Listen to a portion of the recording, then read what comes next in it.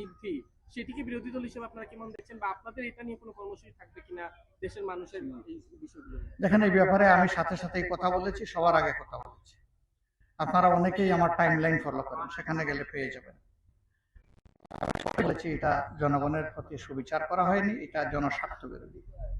Petrol, octane এবং ডিজেলের কেরোসিনের দাম, ডিজেলের দাম বাড়ে নাই, কেরোসিনের দাম বাড়ার মানে হচ্ছে সরাসরি এই করের বোঝা জনগণের ঘাড়ে চাপানো। কারণ মালিকরা যারা ব্যবসা করে তারা কি বাড়তি পয়সা তাদের পকেট থেকে দেবে?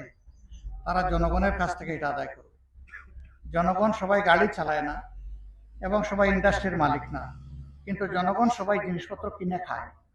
ওই গাড়ি চালক যারা, তাদের গাড়ির যখন পরিবহন ব্যয় বেড়ে যাবে তখন জিনিসপত্রের দাম অটোমেটিক্যালি বাড়বে। অতএব ফকির থেকে আমির, ধনী থেকে গরিব, শিশু থেকে বৃদ্ধ, এই করের যন্ত্রণা সবার গাড়ি চাপতেছে। একটু দরদ নিয়ে চিন্তা করার দরকার ছিল। এই কেবল গত মাসে 8 থেকে 12% বাড়ানো হয়েছে দাম, আবার এক মাসের ব্যবধানে আবার এসে প্রায় 5 টাকা করে 3টা আইটেমে দাম বাড়ানো। এটি আসলেই জনগণের উপর একটা জুলুম।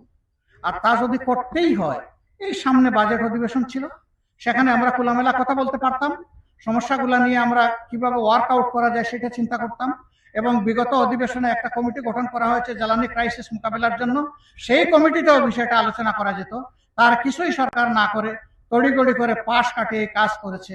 এটা আমরা মনে করি জনগণের সাথে একটা প্রতারণা। জনগণের নির্বাচিত পার্লামেন্টের অধিকার ক্ষুণ্ণ করা হয়েছে।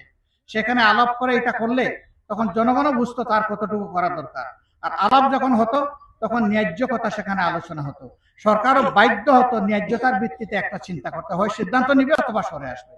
কিন্তু তা কিছু না করে, তাও দেখবেন আবার জনগণ যাতে টের না পায়, গভীর রাতে জনগণ যখন ঘুমায় গেছে তখন তেলের দাম বাড়ানো হচ্ছে। এত ভালো কাজ দিনের বেলা করলেন না কেন?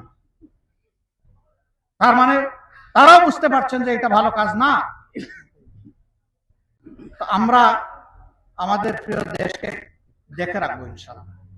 এই আমরা ধরেন 90 জন সদস্য যারা সংসদে আছে বিরোধী দলের নারী পুরুষ মিলে, তারা না, আমরা বলতে এই দেশের মালিক।